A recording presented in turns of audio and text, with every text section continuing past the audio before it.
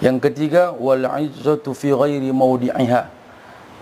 Tanda orang jahil yang ketiga, memberikan nasihat yang tidak pada tempatnya. Ini yang banyak bahaya kita. Kita terlalu lancar memberikan komentar terhadap orang lain. Contoh sekarang yang marak di media. Ada orang live streaming, kira-kira enggak cocok apa yang diucapkannya, komentar langsung.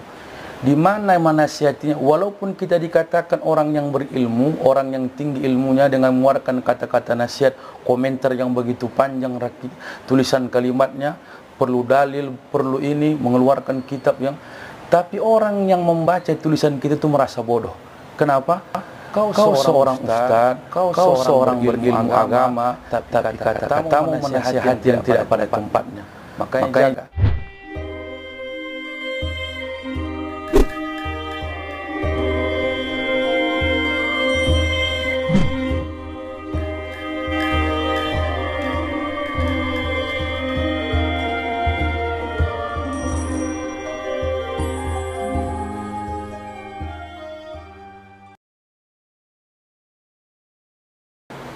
Assalamualaikum warahmatullahi wabarakatuh.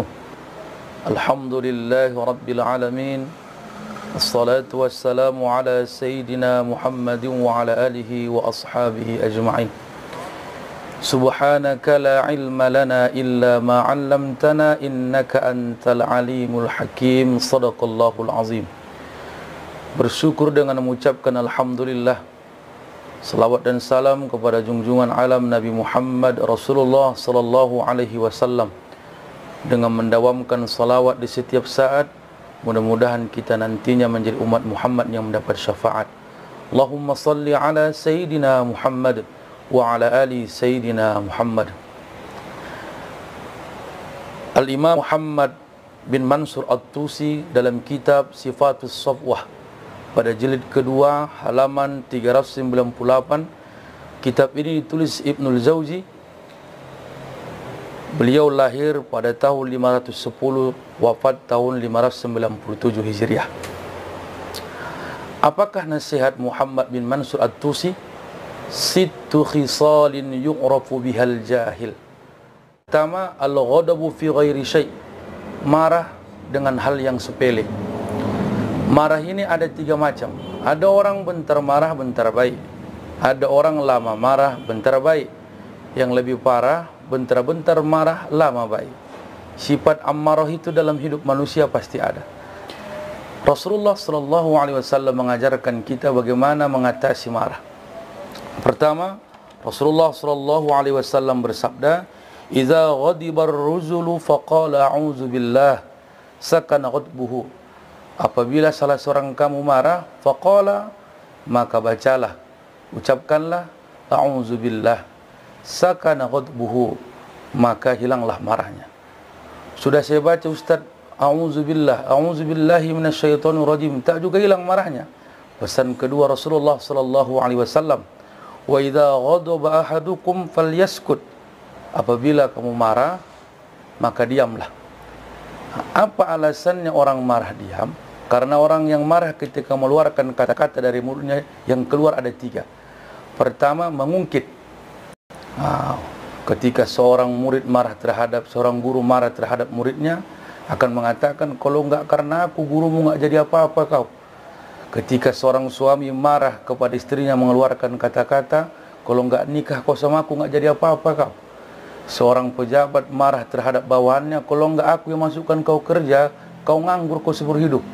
Kalau enggak karena kau honor di sini, enggak jadi apa-apa kau. Itulah efek orang yang marah ketika mengeluarkan kata-kata. Maka Rasul mengajarkan kita, ketika kau marah, diam. Yang kedua, membuat kita marah, terlalu banyak orang bertanya ketika kita diam. Karena diam ini ada sifatnya dua. Ada diam karena iya, ada diam karena menahan amarah. Makanya tandai sekeluarga kita, suami istri, kalau sudah suami pulang diam, bukan berarti dia iya, tapi bisa-bisa masalah yang dia terima, dia tak terlalu banyak bercerita, dia tahan amarahnya dengan diamnya. Cuma kadang-kadang perempuan ini beda. Kok udah pulang awak diam, banyak kali pertanyaan, abang kenapa bang, kok diam bang? Udah dibilang enggak ada. Dijawabnya, ngomong bang, ngomong, juga dibilang enggak ada. Terakhir timbul marah karena pertanyaan yang tak bermanfaat. kita sudah mengendalikan marah dengan diam, maka pula banyak orang yang terlalu banyak bertanya. Itu resikonya, marah semakin melunjak. Sudah diam juga tak bisa hilang.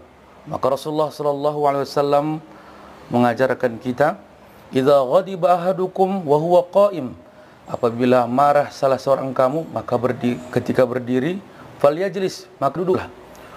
Fa idza jahaba anhu al-ghadab wa illa, apabila ketika berdiri, ketika duduk tak juga hilang marahnya, falyadtazi', maka berbaringlah. Maka Rasul kita melarang ketika kita marah merubah posisi dari berdiri, habis berdiri duduklah. Udah duduk tak juga hilang marahnya, golekkan. Kalau bahasa kami orang kampung, golekkan, baringkan. Tak juga bisa dibaringkan, cocok digulingkan. Itulah yang terakhir.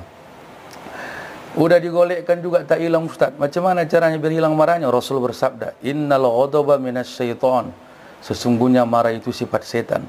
Wa inna syaitana khuliqa minan nar, setan itu diciptakan dari api. Wa innama tudfa'un naru bil ma, maka sesungguhnya api itu dipadamkan dengan air. Fa idza ghadiba ahadukum falyatawadda, maka apabila marah salah seorang kamu, berwuduklah. Inilah yang diajarkan Rasulullah sallallahu alaihi wasallam ketika kita marah. Definisi marah ini ada 3. Maka kita harus tahu macam mana ciri-ciri orang marah. Pertama, adamur ridha bisyai', tidak ridha terhadap sesuatu, pasti marah. Ciri yang kedua, al-abus, muram mukanya. Kalau sudah cemberut waktu merongut dia pulang dari kerja, itulah ciri-ciri mau marah itu. Yang ketiga, warima ma haula syai', membengkak sekitar wajahnya atau sekitar matanya, membengkak di sekitar mukanya. Yang keempat, ghadibat ainuhu, membengkak bagian matanya. Ini bengkak mata ini pun ada 3 macam. Ada bengkak karena banyak menangis, ada bengkak karena banyak tidur. Gara-gara corona, tidur aja korjawa, ini bengkak matanya. Bisa saja, bukan karena marah, tapi marah bercampur merah matanya. Itulah ciri bengkak matanya bercampur merah. Itu sudah ciri-ciri orang mau marah. Kalau nampak ciri-ciri begini, ada juga yang merah matanya, rupanya sakit mata. Itu juga bukan marah. Itulah yang diajarkan diajarkan Rasulullah SAW bagaimana mengendalikan marah.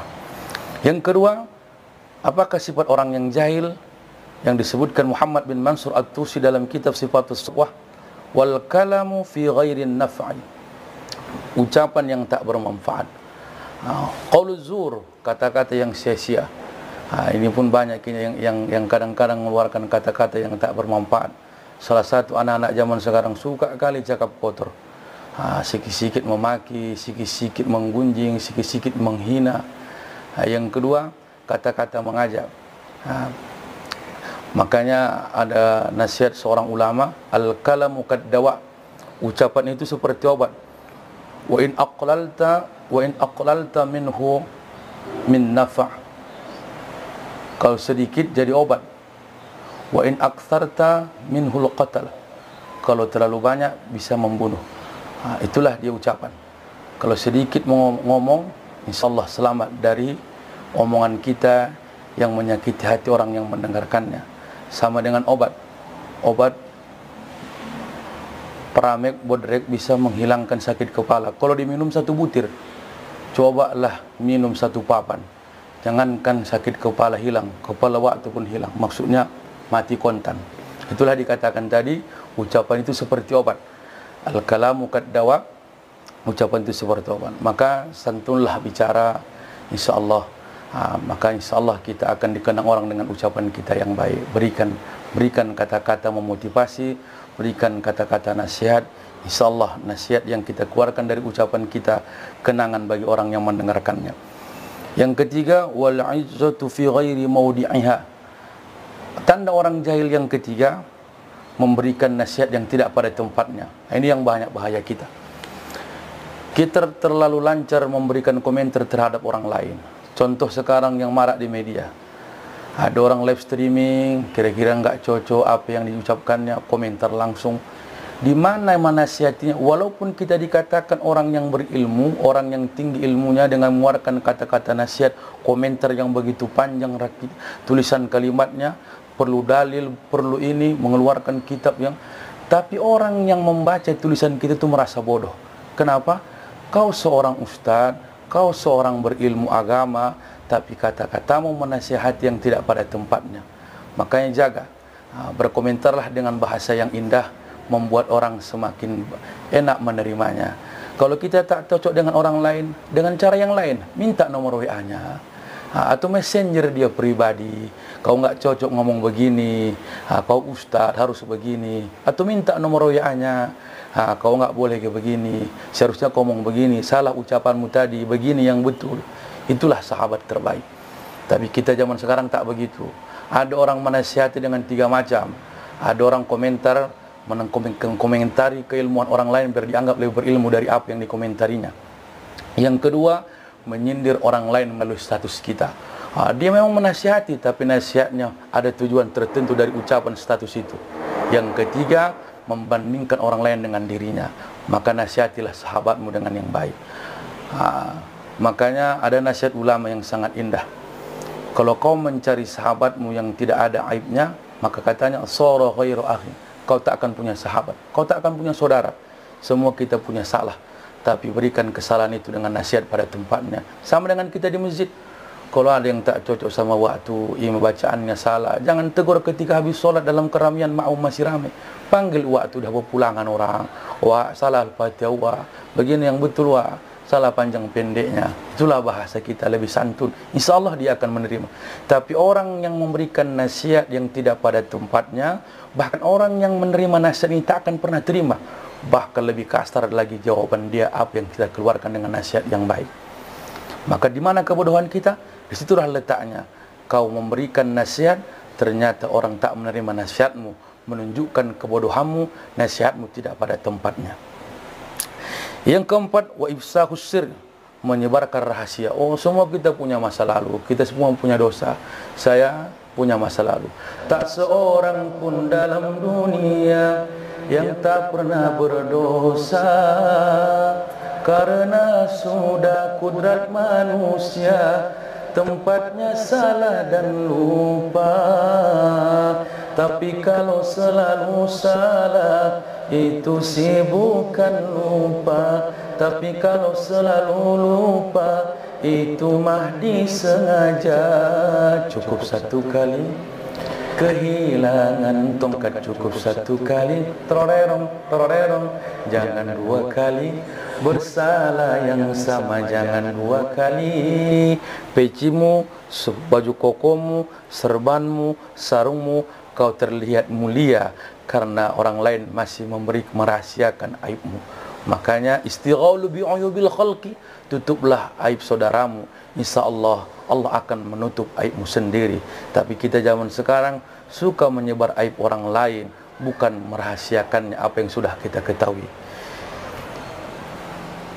Yang kelima, apakah tanda orang yang jahil yang diungkapkan Muhammad bin Mansur At-Tusi dalam kitab Sifatus Safwah pada jilid kedua halaman 398. Wasyaqqatu bi kulli ahadin, orang yang jahil adalah menyulitkan seseorang, dipersulitnya persoalan seseorang. Ini banyak ini. Makanya selalu saya sampaikan, ada bahasa dalam setiap saya menyampaikan ceramah. Lebih nikmat hidup ini orang lain jadi saudara kandung sendiri. Tapi yang paling sedih, saudara kandung rasanya kayak orang lain. Kadang-kadang kita minta tolong sama saudara sendiri, dipersulitnya. Awak masuk kerja, sementara dia kerja di situ. Oh, Pak, ya. Masuk kalau kerja di luar, alah anak awak aja tak masuk, apalagi kau. Allahu Akbar. Oh, Pak, tolonglah aku begini, Pak, aku pun susah, apalagi kau. Jadi yang paling nikmat hidup ini, orang lain rasanya kayak saudara kandung sendiri. Makanya ingatlah kebaikan orang lain. InsyaAllah kebaikan itu akan menjadi ingatan dia buat kita satu saat nantinya. Yang keenam, wala ya'rifu sadiqahu min aduwih. Dia tidak mengenal mana lawan, mana kawan. Ini. Dia tidak mengenal mana lawan, mana kawan. Ada nasihat dari seorang ulama. Nasihat ini disampaikan beliau, mudah-mudahan bisa kita amalkan bersama. Qala al-Ma'mum, berkata Ma'mum, al-ikhwanu thalasu tabaqat. Teman itu ada 3 tipe, ada tipe tingkatannya. Tabaqatu kal ghizai, ada teman itu tingkatannya, tipenya seperti makanan. La yustaghna anhu, dia tak datang kalau tak membutuhkan. Ada tipe yang kedua, wa tabaqatu kaddawa yuhtaju alaihi ahyana. Ada orang teman ini seperti obat. Ketika sulit baru dia memerlukan, kalau ada hajatnya baru dia datang. Ahyana, kadang-kadang. Ini yang paling pantas kita contoh. Wa tabaqatu qaddai, jadilah sahabat itu seperti penyakit. Yuhtaju ilaihi abada, dia membutuhkannya kita selamanya. Mudah-mudahan carilah sahabat yang terbaik. Mudah-mudahan sahabat itulah yang memberikan kita nasihat. Sahabat itu jugalah yang menutup aib kita. Sahabat itu jugalah yang memperbaiki ucapan kita. Sahabat itu jugalah yang menasihati, menahan amarah kita. Maka mudah-mudahan kita jauh dari sifat kejahilan. Makanya elok-elok tuan bergantung, jangan berpegang di dahan rapuh. Di batu besar jarang tersandung, ulah kerikil banyak yang jatuh. Hati-hati tuan berlari, pelan-pelan jika melompat. Ini kawan, teman ketawa mudah dicari, teman menangis sukar didapat. Siapakah teman yang seperti penyakit? Dia tak pernah meminta doa, tapi sahabatnya selalu mendoakannya setiap saat. Mudah-mudahan sahabat saya dan teman saya, mari kita saling mendoakan, mari kita saling menjalin silaturahim. Sahabat semakin erat, jauh dari musuh. Mudah-mudahan kita menjadi orang-orang yang jauh dari kejahilan. Allahu a'lam bishawab. Mudah-mudahan bermanfaat. Ungkapan Muhammad bin Mansur At-Tusi ini mudah-mudahan bisa kita jauhi dalam kehidupan kita sehari-hari, dan mudah-mudahan kita menjadi orang yang arif dan bijaksana. Assalamualaikum warahmatullahi wabarakatuh.